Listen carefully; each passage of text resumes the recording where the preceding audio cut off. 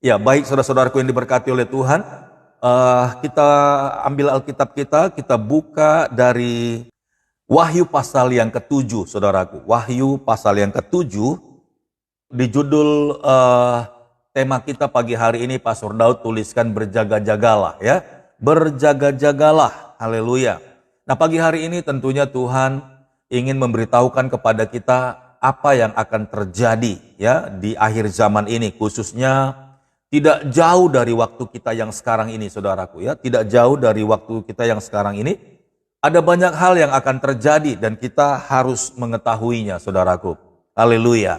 Ya, kita bersyukur kalau di dalam Alkitab ini semua yang akan terjadi itu semuanya diberitahukan oleh Allah. Sehingga berbahagialah anak-anak Tuhan yang mengerti bahkan memahami isi hati Tuhan, yaitu apa yang tercatat di dalam Alkitab ini, saudaraku. Ya kita tahu saudara bahwa belakangan-belakangan ini banyak sekali musim-musim yang berubah-berubah. Ya, bahkan sampai presiden kita sudah mengumumkan bahwa di tahun-tahun yang akan datang dari 2023 ini ke depan terus sampai 2024 masa pemilihan terus, saudaraku, akan ada masa-masa sukar, saudara. Masa-masa sukar. Bukan hanya Bapak Presiden Jokowi saja yang telah mengumumkannya, tetapi semua pemimpin negara di dunia ini, ya, ketika mereka sedang mengadakan acara akbar, saudaraku, pertemuan antar pemimpin negara, mereka telah membahas ini bahwa tidak ada seorang pemimpin negara pun yang berani menjamin ketenangan, ya, kedamaian di negara masing-masing. Terlebih lagi sampai hari ini ya ada dua negara yang terus berperang menghabiskan dana ya lebih dari ratusan triliun karena peluru-peluru yang tidak ada gunanya dilontarkan, dilepaskan. Satu peluru itu mungkin harganya ratusan juta, saudara. Berapa ratus peluru yang keluar, ya mungkin mereka merasa kaya. Tetapi mereka tidak berpikir bahwa ketika masa-masa perang itu, saudaraku, Uni Soviet dan Ukraina tidak punya kesempatan lagi untuk menanam tanaman atau berkebun atau mungkin menanam gandum atau sawah. Karena dua negara ini, dua negara besar, saudaraku, yang tadinya mereka itu safe, aman. Ya mungkin mereka penghasil tanam-tanaman atau mungkin ada tambang, saudaraku. Tapi karena posisi perang, akhirnya dua negara ini ya stuck sejenak. Bahkan mereka berpoya-poya, menghabiskan energi, ya, menghabiskan banyak nyawa tentara, bahkan penduduk sipil, atau juga menghabiskan dana dan uang negara. Haleluya. Dan negara-negara lain yang bersinggungan dengan mereka juga terganggu, saudaraku. Haleluya. Belum lagi karena suasana perang ini, ya, udara dan segala sesuatunya, bahkan polusi, ya, itu semua seluruh dunia akan mengalaminya bersama-sama.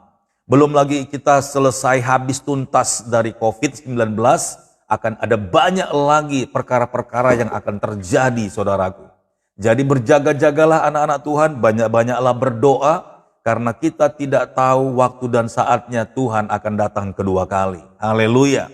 Jadi hanya orang-orang yang kudus, orang-orang yang menyucikan jubahnya dari masa-masa sukar, saudaraku. Haleluya. Mereka yang akan siap menyongsong Tuhan Yesus datang kedua kali.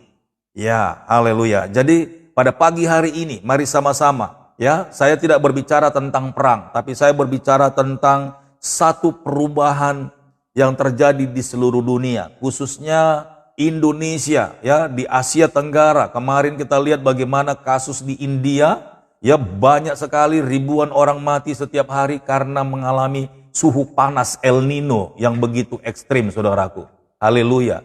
Ya, bagaimana India, ya, Thailand, Filipina, pokoknya yang ada di daerah sekitar Asia, ya, termasuk daratan Cina sedikit, saudaraku, kena semuanya. Apalagi Indonesia. Ya, saya tidak tahu saudara-saudara ini tinggal di mana, apakah masih mengalami yang namanya musim hujan, puji Tuhan, saudara.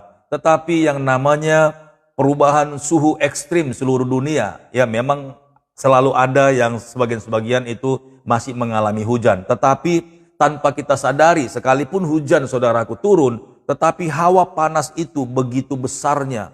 Hawa panas itu melanda seluruh bagian dunia ini saudara, sehingga sekalipun musim hujan, ada hujan turun, tapi hawanya itu panas. Ya, panas.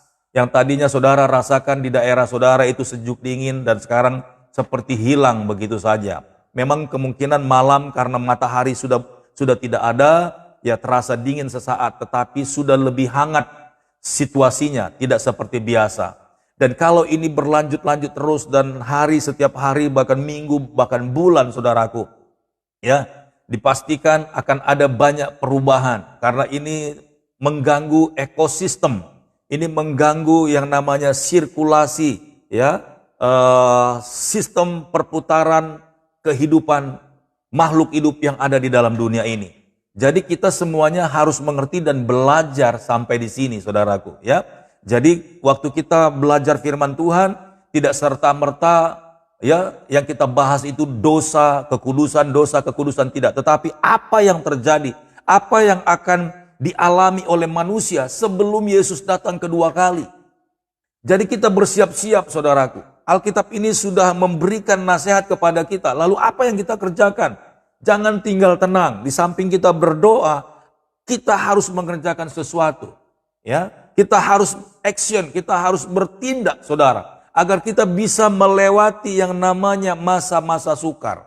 Belum lagi tekanan-tekanan dari sistem global dunia, yaitu 666 antikris saudaraku. Ya, dari saya masih remaja hal ini sudah digaungkan, ya. Kemudian puluhan tahun yang lalu sampai hari ini tetap digaungkan.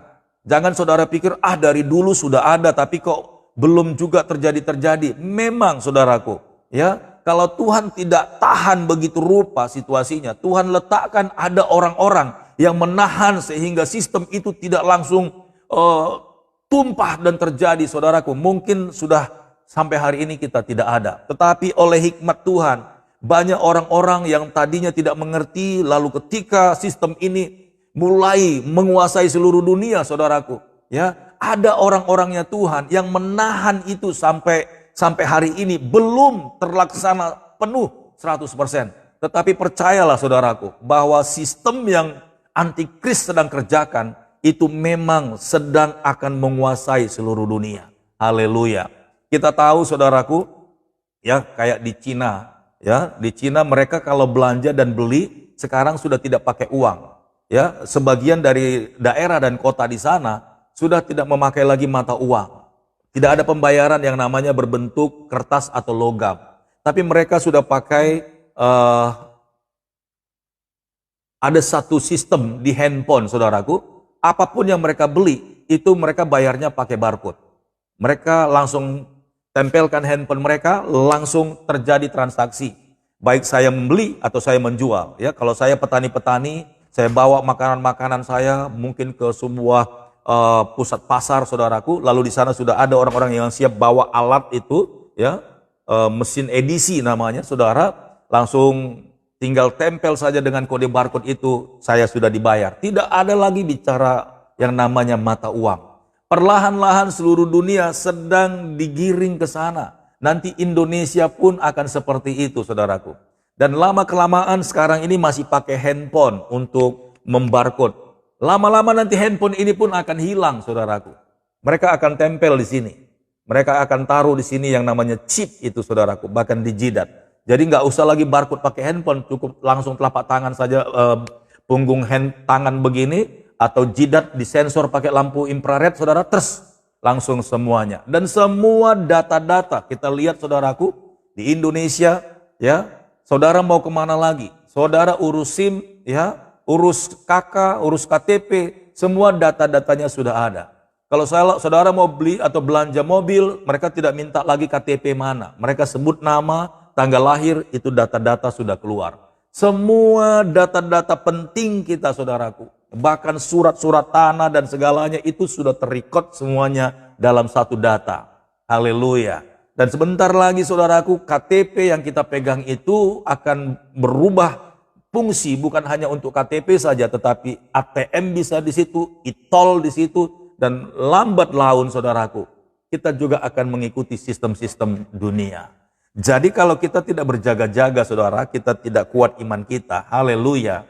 Dengar baik-baik, ya. Kita akan tergiring ke sana. Apakah kita akan mengikuti sistem antikris? Haleluya. Sebab firman Tuhan berkata, orang yang menyerahkan dirinya untuk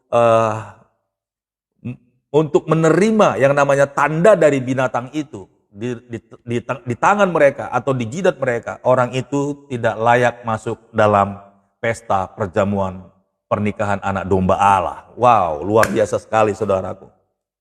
Dan saya sudah mendapatkan info juga dari teman-teman yang bekerja di luar negeri, saudaraku, bahwa ketika mereka sekarang digaji, mereka tidak lagi, saudaraku, ditransfer ke bank yang biasanya kita tabung. Bank yang akan dapat mereka ambil gajinya, gaji mereka semuanya itu sudah ditentukan dalam satu bank. Haleluya. Jadi seperti biasanya kalau saya menabung di bank favorit saya yang ada logo biru, ada 3 daun itu, saudaraku, ya saudara sudah tahu itu, ya itu sudah nggak akan kepake karena mereka sudah menunjukkan semua perusahaan-perusahaan raksasa di dunia sudah ditentukan harus berkolaborasi kerjasama dengan satu bank.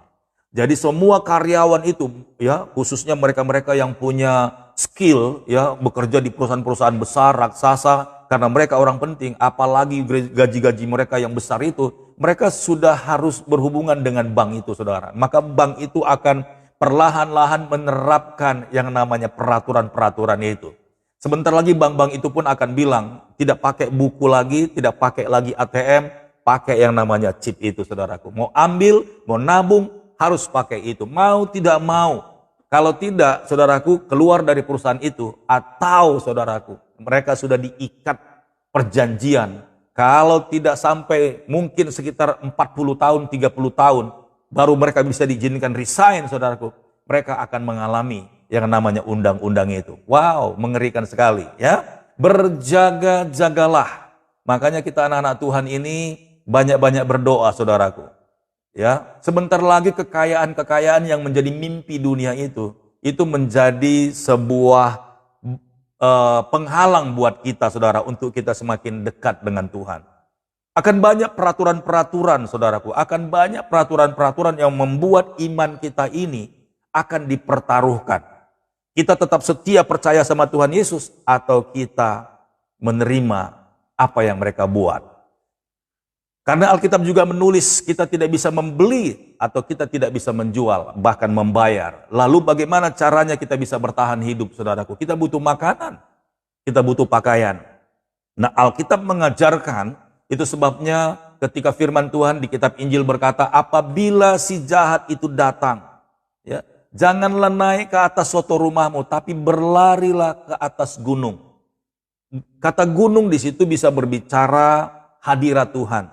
Ketika kuasa kegelapan itu datang mengejar engkau, naiklah ke gunung kudusnya Tuhan. Kita sudah belajar gunung kudusnya Tuhan itu berbicara tentang hadirat Tuhan, hidup kudus dan hidup benar di hadapan Tuhan, dan berjumpa dengan Tuhan face by face, saudaraku. Haleluya, ya, dalam kemuliaan Tuhan. Itu gunung kudusnya Tuhan versi dimensi roh. Tapi ke gunung, larilah ke gunung, kata Tuhan, itu berbicara memang gunung benaran, saudaraku. Ya, karena di gunung sana, ya, sistem dunia ini, ya, sistem antikris itu masih tidak bisa bekerja karena di sana tidak ada listrik. Ya, kalau di gunung-gunung sana sudah ada listrik, teknologi, makanya mereka berjuang sampai hari ini memasukkan teknologi, ya, dibangun tower-tower sinyal yang begitu kuat, bukan lagi 3G, bukan lagi 4G, tapi 5G, saudaraku. Haleluya. Mereka berjuang untuk tidak ada lagi satu tempat dimanapun di dunia ini yang tidak bisa dijangkau dengan yang namanya sinyal. Ternyata, saudaraku, ya, ketika kita mengikuti perintah Tuhan ini, haleluya, ada baiknya memang kalau satu daerah itu belum dimasuki listrik sama sekali. Belum dimasuki sama yang namanya teknologi canggih sama sekali. Ada baiknya karena di sanalah kita berlindung, saudaraku. Haleluya. Coba saudara cari-cari itu di mana saat ini. Haleluya. Itu menjadi satu daerah yang langka. Dan bagi anak-anak Tuhan, ya, kita lihat ada beberapa negara yang sudah mendeteksi kisah ini, saudaraku, mereka telah membuat yang namanya kampung Kristen yang bisa menampung ratusan ribu orang, ya. Dan di sana itu semua fasilitas kebutuhan anak-anak Tuhan sudah disiapkan. Mereka diajarkan untuk bertani, berkebun, berladang, beternak. Semua orang yang datang ke situ, mereka tidak membutuhkan lagi dunia luar. Semuanya ada di situ, saudaraku. Haleluya. Dan negara-negara ini yang cinta Tuhan ini telah mempersiapkan, ya, yang namanya sistem kerajaan surga di bumi. Apa saja yang dibutuhkan oleh anak-anak Tuhan. Kalau mereka sakit, di sana ada yang namanya klinik, dokter-dokter anak Tuhan yang hebat-hebat, yang takut akan Tuhan, sudah siap di sana. Bahkan obat-obat yang selama ini ada di luar sana, mereka desain sendiri. Ya, ini anak-anak Tuhan yang orang-orang kudus yang dikhususkan Tuhan untuk bekerja, untuk melayani banyak orang. Haleluya. Jadi siapapun saudara yang ikut live pagi hari ini, belajarlah untuk, ya, memanfaatkan karunia yang Tuhan kasih itu untuk mengasihi Tuhan, untuk melayani Tuhan. Karena kita tidak tahu apakah besok, minggu depan, bulan depan, tahun depan, kita tidak tahu. Kalau kita masih sama-sama hidup, saudaraku, hal itu akan terjadi. Kita berdoa agar di Indonesia ini pun itu bisa terjadi, saudara. Ada satu provinsi yang menyediakan lahannya yang di sana itu khusus buat anak-anak Tuhan. Haleluya. Praise the Lord. Ya, pom bensin apa semuanya ada di sana, saudaraku. Tidak ada yang kurang. Yang lebih hebatnya lagi, ya, yang tadinya orang-orang kota tidak pernah bekerja di sana, dilatih bekerja, dilatih pegang cangkul, dilatih untuk bercocok tanam, dilatih untuk pelihara ternak. Jadi mulai dari sekarang, saudaraku, ya, untuk persiapan mengarah ke sana pun seandainya Tuhan izinkan, mari kita sama-sama belajar, saudara. Ya, mungkin saudara punya lahan cuman hanya seluas teras rumah. Mulailah bertanam, belajar bertanam. Haleluya. Mungkin saudara bilang, aku nggak pintar, Pastor Daud. Cari di YouTube itu banyak. Mungkin saudara nggak bisa beternak, memelihara apapun. Mulailah belajar dari hal kecil. Ya, kasih waktumu, kasih karunia-karunia yang Tuhan sudah letakkan itu, kasih kesempatan untuk berkembang, saudaraku. Ya, belajar untuk beternak. Apalagi kalau saudara punya lahan-lahan cukup besar di rumah, ya, pelihara ayam, ya, pelihara ternak anjing atau apapun. Mulai belajar, saudara. Jangan saudara pikir, aku ini kan sekolah tinggi. Saya ini kan cita-citanya jadi dokter, insinyur yang bekerja di gedung-gedung tinggi. Saudaraku ini berkati oleh Tuhan. Dengar baik-baik, saudaraku. Ya, kalau waktunya sudah tiba, maka dengar baik-baik. Saudara tinggal buat pilihan. Mau ikut Tuhan atau ikut mereka. Mereka dipersiapkan untuk dibinasakan, saudaraku. Tapi orang-orang yang setia, yang menyucikan jubahnya di masa-masa sukar, merekalah orang-orang yang menyongsong Tuhan Yesus untuk datang kedua kali. Haleluya, praise the Lord. Mari kita buka Wahyu pasal yang ke-7, saudaraku. Pembukaannya cukup panjang, ya. Wahyu pasal yang ke-7, ini yang akan terjadi. Sebagian peristiwa ini yang akan terjadi. Nanti saudara boleh cek, saudaraku. Wahyu pasal 7, judulnya orang-orang yang dimeteraikan dari bangsa-bangsa. Ya, orang-orang yang dimeteraikan dari bangsa-bangsa. Jadi ada banyak orang-orang yang tidak dimeteraikan juga. Saya berdoa saudara-saudara yang ikut live pagi hari ini, saudara adalah salah satunya orang-orang yang dimeteraikan Tuhan. Bukan dimeteraikan sama antikris. Yang bukan dimeteraikan sama sistem dunia ini, saudara. Tapi saudaralah orang yang dimeteraikan oleh Tuhan Yesus lewat Roh Kudusnya. Ayat yang pertama kita baca. Kemudian daripada itu aku melihat 4 malaikat berdiri pada keempat penjuru bumi, dan mereka menahan keempat angin bumi, supaya jangan ada angin bertiup di darat atau di laut atau di pohon-pohon. Ini yang akan terjadi, saudaraku. Dan mungkin ini sedang terjadi, bukan akan terjadi, dan sedang akan terjadi. Haleluya. Pastor akan ulang sekali lagi. Kemudian daripada itu aku melihat 4 malaikat berdiri pada keempat penjuru bumi. Berarti utara, selatan, timur, dan barat. Ada 4 malaikat di sana yang sudah dipersiapkan untuk ngapain, saudara? Supaya mereka membuat apa? Menahan keempat angin bumi supaya jangan ada angin bertiup. Baik di darat atau di laut atau di pohon-pohon. Saudara bayangkan ya, kalau tidak ada angin apa yang terjadi? Di sini tidak dikatakan bukan tidak ada udara. Angin dengan udara itu beda. Angin itu adalah udara yang bertiup, saudaraku. Ya, kalau kita belajar dulu ketika kita belajar IPA, ketika masa-masa SMP dulu ya, kalau yang umurnya seumur Pastor Daud SMP. Tapi kalau yang anak-anak sekarang itu, ya mereka sudah belajar dari SD karena teknologi pengetahuan itu begitu cepatnya. Ya, atau mungkin saudara ada yang tidak belajar, ya dengerinlah ya Pastor Daud ngajar hari ini biar makin pintar saudara.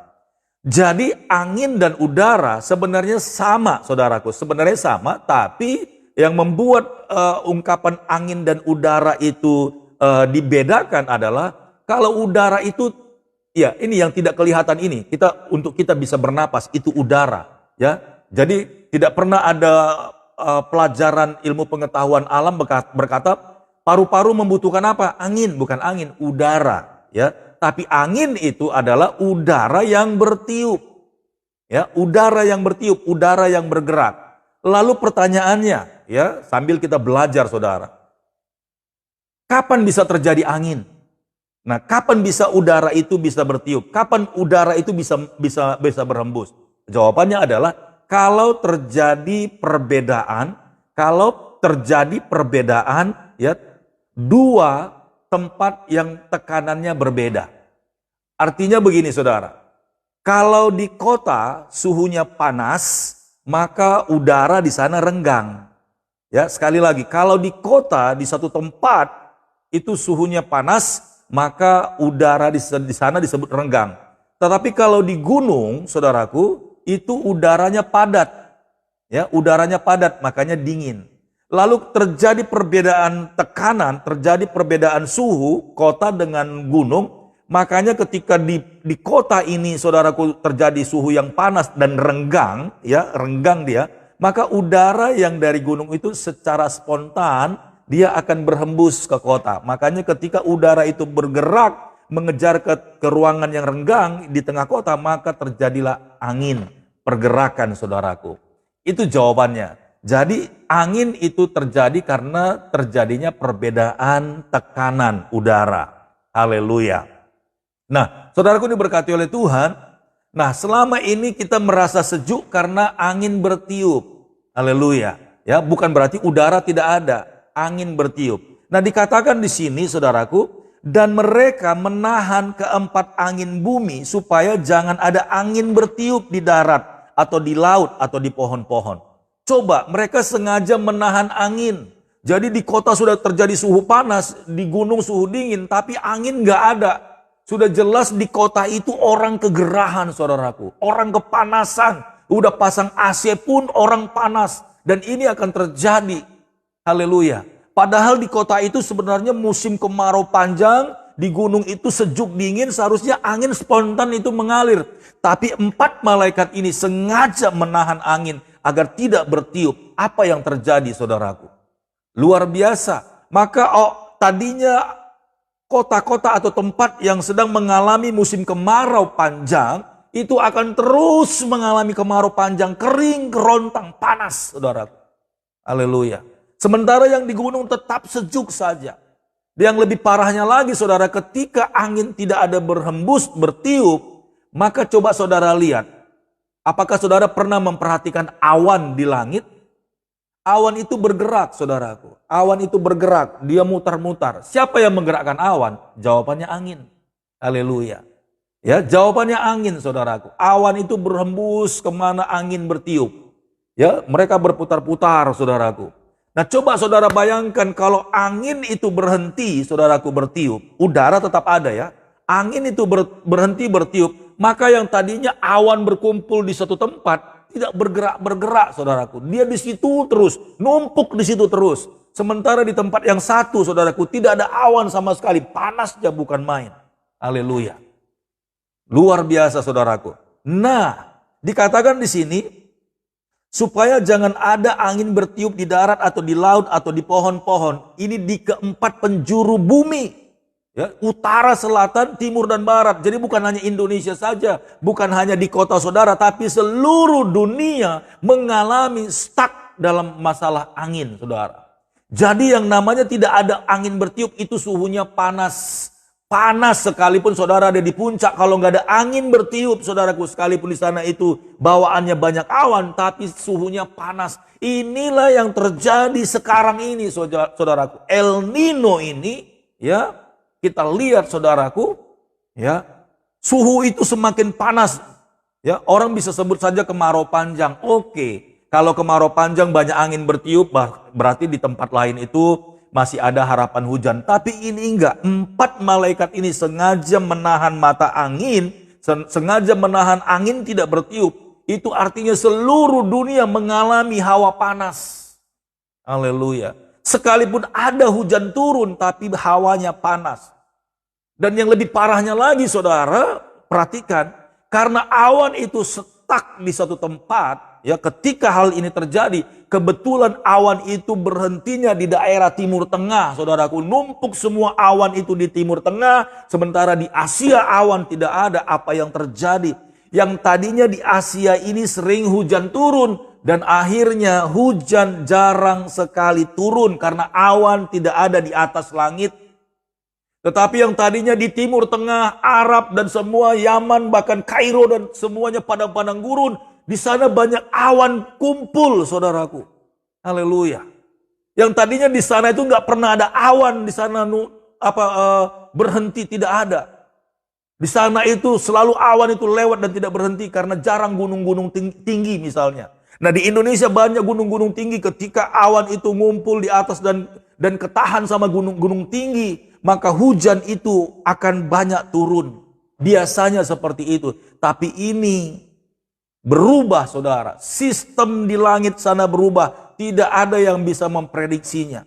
Nah, kalau ini terjadi, perhatikan baik-baik. Yang tadinya di Asia, khususnya Indonesia, curah hujan begitu tinggi, saudaraku. Tiba-tiba awan itu waktu bergeser ke Asia, ke Timur Tengah, ke daerah timur sana, saudara. Dan awan di Indonesia nggak ada. Sudah jelas maka Indonesia akan mengalami yang namanya kekeringan. Haleluya.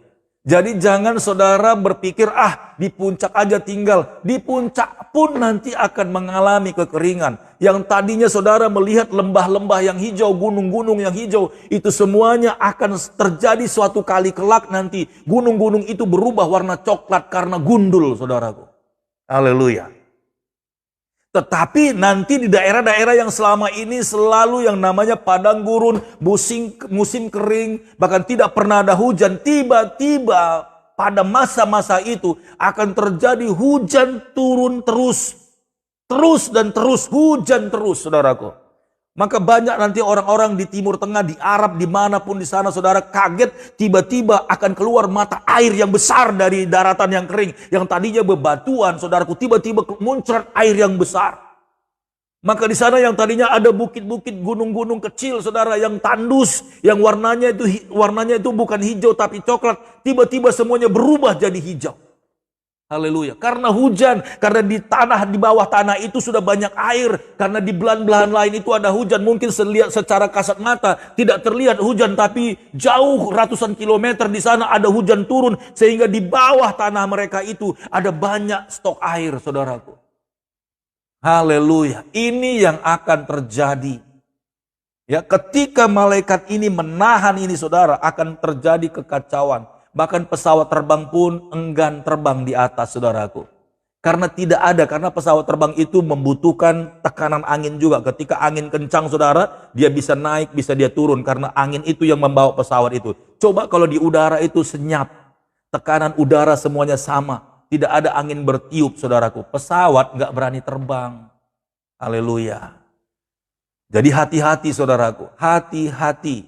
Ya, kita berjaga-jaga. Ini Alkitab sudah catat. Ya, jadi konsekuensinya ketika malaikat ini menutup mata angin, menahan angin di 4 penjuru dunia, Ya, bahkan dikatakan di sini supaya jangan ada angin bertiup di darat. Manusia semuanya akan belingsatan. Udah pasang AC, mobil semuanya di tengah jalan tetap kepanasan. Bahkan ban mobil, saudara pernah lihat di luar negeri, saking panasnya tanah dan aspal itu, ban mobil pun meleleh. Bodi-bodi mobil yang terbuat dari plastik itu semuanya meliut, mengkerut, saudaraku. Saking panasnya. Haleluya. Ini yang akan terjadi, ya. Tidak ada angin bertiup di darat atau di laut. Di laut, saudara tahu, beberapa transportasi laut masih membutuhkan yang namanya angin kencang agar mereka bisa dibawa berlayar. Haleluya. Beberapa kapal-kapal yang menggunakan mesin, oke, masih safe, saudaraku. Tapi kapal-kapal yang berlayar pakai layar itu, mereka membutuhkan tekanan angin, saudara. Haleluya. Ya, bahkan ombak-ombak yang tadinya bergulung-gulung, mereka teratur itu semuanya karena dorongan angin. Bagaimana tiba-tiba kalau di laut itu tidak ada ombak, saudaraku? Jangan saudara pikir ombak itu kesannya negatif. Tidak, saudara. Justru riak-riak ombak itu membawa oksigen ke dalam air. Sama seperti air, saudara, kalau kita jatuhkan, oksidasi namanya. Ya, kita kucurkan air dari atas, jatuh ke air lagi, ke tampung. Itu namanya air itu kita tambahi oksigen, saudara. Bahkan ada banyak orang menyuntikkan udara ke dalam air agar terjadi gelembung untuk memelihara ikan di akuarium. Itu biar oksigen di dalam air itu banyak. Nah, bagaimana kalau ombak itu tidak ada? Semuanya tenang, udah jelas air di laut itu kekurangan oksigen, saudaraku. Ikan-ikan di sana pasti mati. Saudara pikir dari mana itu? Karena hewan-hewan di laut, di dasar laut itu kan butuh oksigen. Ya kan? Dari mana mereka dapat oksigen? Waktu naik ke atas, saudaraku. Bagaimana juga tanaman-tanaman, binatang-binatang yang tidak naik ke permukaan. Mereka membutuhkan oksigen juga. Mati semua, saudara. Haleluya. Jadi ini peristiwa yang sangat mengerikan. Kita berdoa kepada Tuhan agar ini jangan dulu terjadi, saudaraku. Atau bagaimana solusinya? Begitu juga dikatakan agar angin-angin tidak bertiup di pohon-pohon. Pohon-pohon pun kalau tidak ada angin, saudaraku, yang ada kena panas terus, itu daun-daun kering, rontok dan mati semua. Mengerikan sekali, saudaraku, mengerikan. Pohon-pohon membutuhkan udara, iya. Pohon-pohon membutuhkan angin, iya. Pohon-pohon itu kalau dia kena panas terus sekalipun ada udara, layu, saudaraku. Saudara buktikan. Saudara pelihara tanaman, bawa ke dalam ruangan yang tidak ada anginnya sedikit pun. Panas, saudaraku. Lama-lama dia akan layu juga. Layu, saudaraku. Sekalipun disiramin air di bawah dia layu karena panas, dia butuh tiupan angin. Ya, sama aja kayak manusia, butuh ditiup, butuh dikipas, saudaraku. Agar kita ini balance suhunya. Jadi ini semuanya akan bermasalah kalau 4 mata angin ini ditahan dan tidak ada bertiup udara sedikit pun. Ayat yang kedua. Dan aku melihat seorang malaikat lain muncul dari tempat matahari terbit. Dari timur dia datang lagi, ada satu malaikat. Ia membawa meterai Allah yang hidup. Dan ia berseru dengan suara nyaring kepada keempat malaikat yang ditugaskan untuk merusakkan bumi dan laut. Sengaja ditugaskan untuk merusakkan bumi dan laut. Katanya, janganlah merusakkan bumi dan laut atau pohon-pohon sebelum kami memeteraikan hamba-hamba Allah kami pada dahi mereka. Haleluya. Jadi harus terjadi dulu penggenapannya, saudaraku. Ada orang-orang yang dimeteraikan oleh Tuhan. Untuk apa, saudaraku? Untuk melakukan misi besar, penyelamatan, pemberitaan Injil, penuaian jiwa besar-besaran, saudaraku. Haleluya. Sekali lagi saya baca ulang, katanya janganlah merusakkan bumi atau laut atau pohon-pohon sebelum kami memeteraikan hamba-hamba Allah kami pada dahi mereka. Jadi resikonya ketika angin tadi itu ditahan, itu akan mempengaruhi kelanjutan daripada kehidupan manusia. Dan itu Allah bilang jangan dulu itu terjadi. Ditahan sama malaikat yang satu yang datang dari timur. Jangan rusakkan dulu bumi laut. Jangan dulu rusakkan. Sebelum kami memeteraikan hamba-hamba Tuhan kami. Haleluya. Di dahi mereka. Ayat yang keempat. Dan aku mendengar jumlah mereka yang dimeteraikan itu 144.000 yang telah dimeteraikan dari semua suku keturunan Israel. 144.000. Nah, saudaraku ini berkati oleh Tuhan. Jangan sampai salah mengerti. Ada ajaran agama lain, saudara, yang mengatakan penghuni surga itu cuman hanya 144.000 saja. Itu ajaran sesat, saudaraku. 144.000 yang dimaksud di sini adalah hamba-hamba Tuhan. Siapakah mereka? Mereka inilah yang ditentukan Tuhan mati sampai akhir hidupnya, menggembalakan jiwa-jiwa, memberitakan Injil kepada banyak orang, membawa jiwa-jiwa ke hadirat Tuhan. Mereka ini adalah pemimpin-pemimpin rohani, pemimpin-pemimpin jemaat. Mereka ini pemimpin bangsa-bangsa dalam masa-masa tuaian besar di akhir zaman ini. Kalau dihitung dari dulu, saudaraku, ini sudah berjalan. Contohnya seperti Musa memimpin bangsa Israel, ya, 40 tahun ke tanah Kanaan. Ini tercatat salah satunya, saudaraku. Haleluya. Praise the Lord. Ya, ada banyak lagi. Kalau kita tarik sampai sekarang ini, siapakah mereka? Bahkan saya yakin kalau kita masih bisa mengalami yang namanya kehidupan yang baik saat ini, itu artinya 144.000 orang ini belum tergenapi sampai hari ini. Haleluya. Saya berdoa kiranya Tuhan memilih saudara dan saya untuk menjadi orang-orang yang dimeteraikan dan menjadi hamba-hamba Tuhan. Jangan tutup hati saudara. Nggak mungkin Pastor Daud, ya saya kan sudah tua. Nggak mungkin Pastor Daud. Mungkin yang bisa digenapi itu anak saya. Mungkin cucu saya aja lah Pastor Daud. Saya sih nggak mungkin kayaknya. Saya ibu rumah tangga yang sejati. Nggak mungkin saya Pastor Daud, saya seorang imam tapi ya saya sudah tua. Biarlah anak-anak saya nanti. Biarlah cucu-cucu saya nanti. Saudaraku yang diberkati oleh Tuhan. Sampai sebelum Yesus datang ini harus digenapi. Haleluya. 144.000 itu adalah orang-orang yang dipilih Tuhan, ditentukan Tuhan untuk menjadi hamba-hamba Allah yang melayani Dia. Nah, saudaraku, ditulis di sini, saudaraku, ya, yang 144.000 itu adalah 12.000 dari per satu suku bangsa Israel. Ya, 12.000 per satu suku. Jadi 12.000 kali 12 itulah jumlahnya 144.000 banyaknya. Pertanyaan kecil muncul, Pastor Daud, apakah kita ini dari keturunan Israel juga? Saya pastikan iya, saudara. Ya, saya pastikan iya. Penelitian sedang dicari, saudara. Khususnya seperti saya orang Batak. Ya, dari struktur tradisi kebudayaan saja, Batak dengan Israel itu hampir sama persis kebudayaannya. Tidak mungkin orang Batak itu bisa mengikuti struktur kebudayaan orang Israel kalau tidak pernah dulu diajarkan, ada yang mengajarkannya dari leluhur satu generasi dari bangsa Israel yang pernah turun ke Asia Tenggara ini, saudaraku. Haleluya. Begitu juga Toraja, begitu juga NTT, begitu juga suku-suku yang lain. Saya percaya, saudaraku, saya percaya, haleluya, saya percaya. Kalau kita lihat generasi, karena dengar baik-baik, nenek moyang orang Indonesia, seperti ada lagu berkata, nenek moyangku seorang pelaut gitu ya. Semua apapun yang ada di Indonesia ini, dulu sejarahnya nenek moyang kita itu dari Cina Selatan. Kalau ditarik lagi ke atas lagi, saudaraku, saya percaya dari 12 suku bangsa Israel ini, ada salah satunya. Ada salah satunya. Kita sudah pernah belajar bagaimana dari pasukan khusus Musa, saudaraku, ya, yang mengintai Yeriko. Kemudian karena ada satu perempuan yang namanya Rahab si pelacur itu, karena dia menolong mereka dari ancaman mara bahaya, akhirnya mereka diselamatkan. Kemudian si Rahab pelacur itu akhirnya dijadikan istri salah satu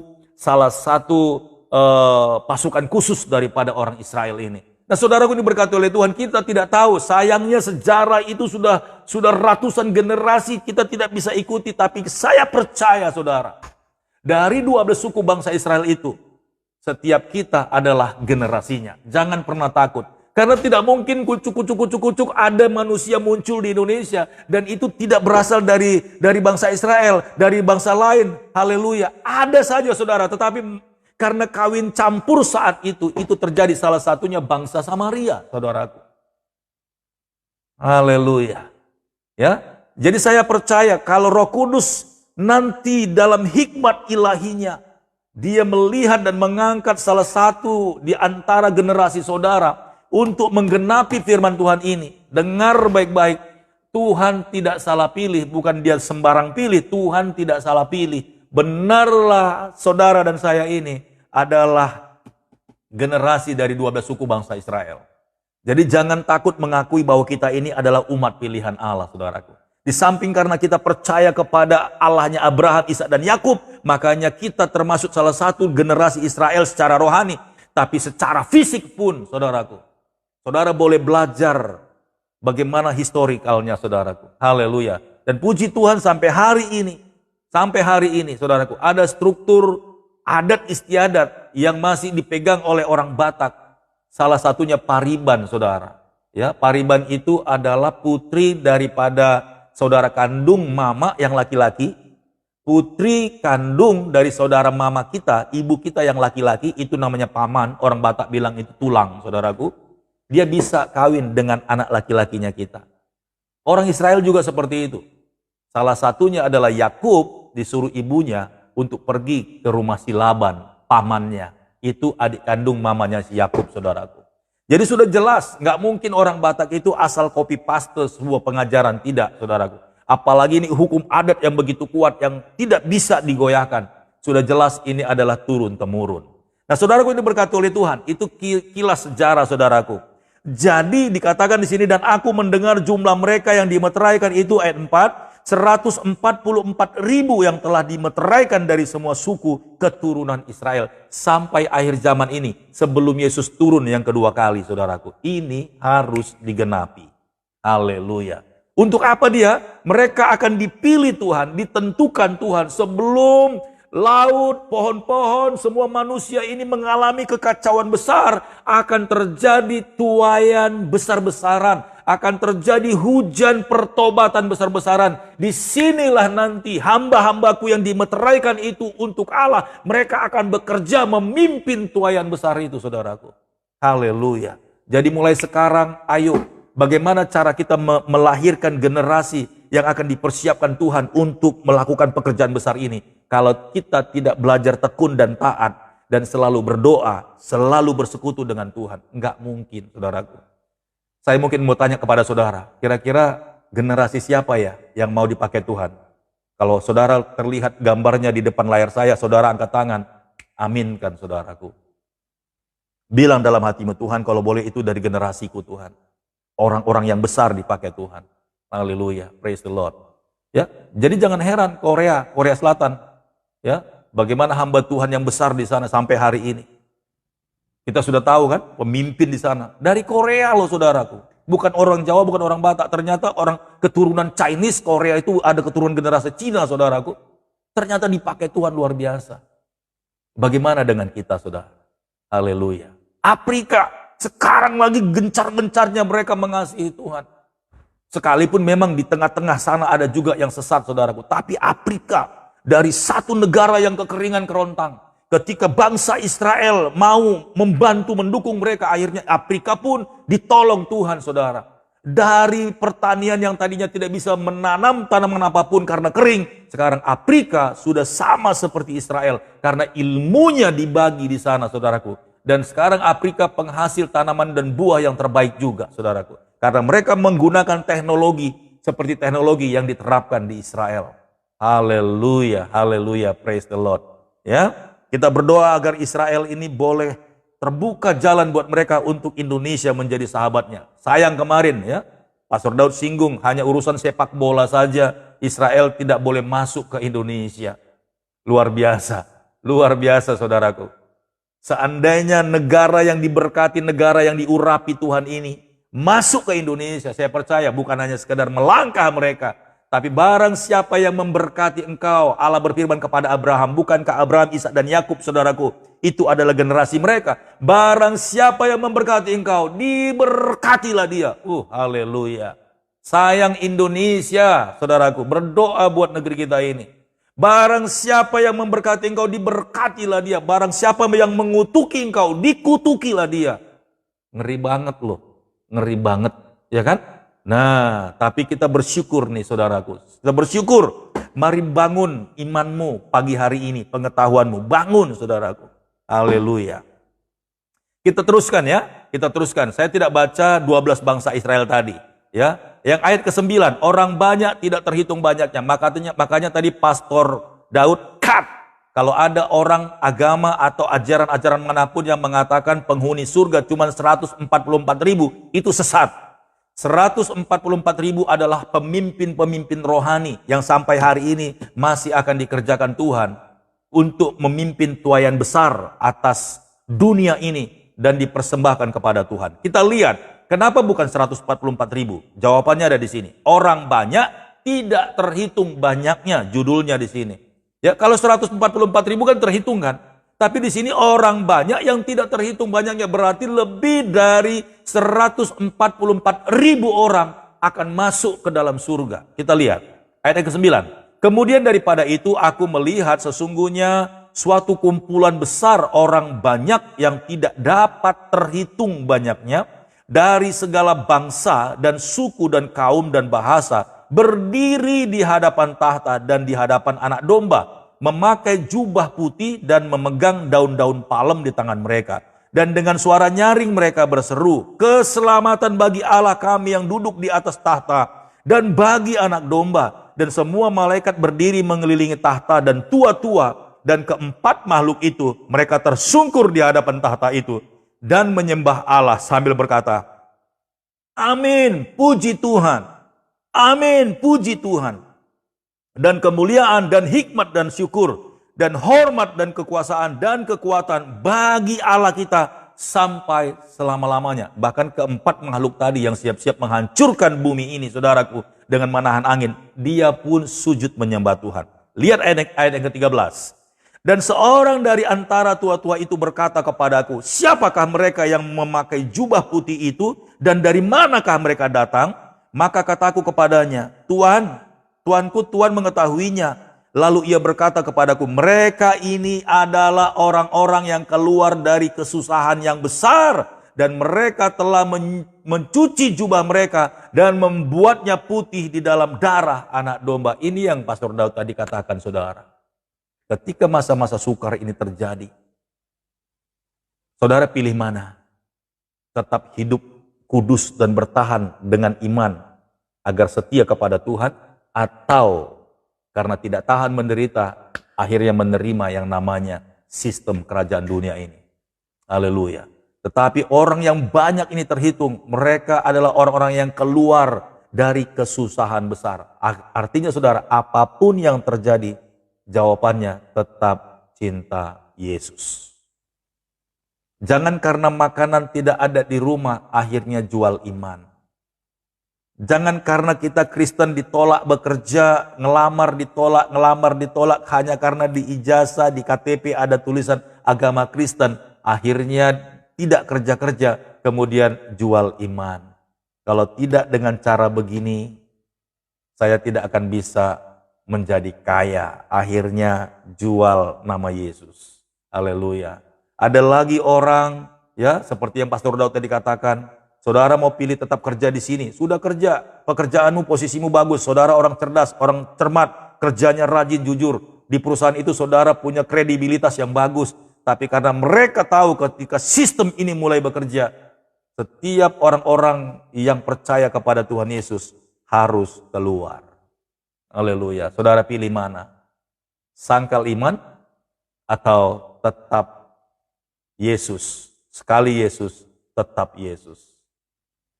Haleluya. Seperti lagu pujian katakan, mengikut Yesus keputusanku.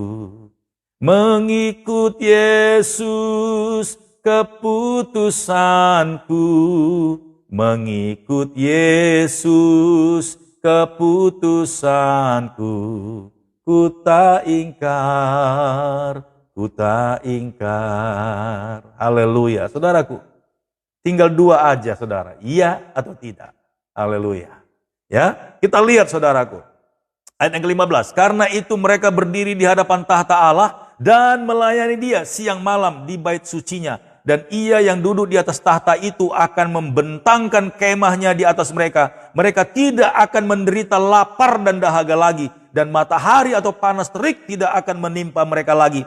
Sebab anak domba yang di tengah-tengah tahta itu akan menggembalakan mereka. Dan akan menuntun mereka ke mata air kehidupan. Dan Allah akan menghapus segala air mata dari mata mereka. Haleluya, sebelum ini pun terjadi, ketika kita ambil keputusan tetap setia kepada Tuhan Yesus, maka Yesus, Raja di atas segala raja itu, akan menggembalakan hidup kita. Dengan cara-cara yang ajaib, dia akan memelihara anak-anaknya. Mungkin saudara sudah tidak bisa lagi membeli apapun yang saudara butuhkan. Saudara punya banyak uang, tapi saudara tidak bisa membeli karena saudara tetap setia kepada Tuhan. Jangan takut. Elia di pinggir sungai Kerit, pada masa kelaparan panjang, musim kemarau panjang, tidak ada sesuatu yang bisa dia makan. Tapi burung-burung gagak. Burung-burung gagak itu burung asing, saudaraku. Burung-burung gagak. Bukan burung peliharaan manusia, burung liar. Burung-burung gagak itu datang membawa daging dan memberi makan kepada Elia. Saudaraku yang diberkati oleh Tuhan. Anak-anak Tuhan, anak-anak yang percaya dan setia kepada Tuhan, yang mencuci jubahnya, bersih, kudus, dan tetap menanti-nantikan Tuhan, akan digembalakan oleh Tuhan secara supranatural. Haleluya.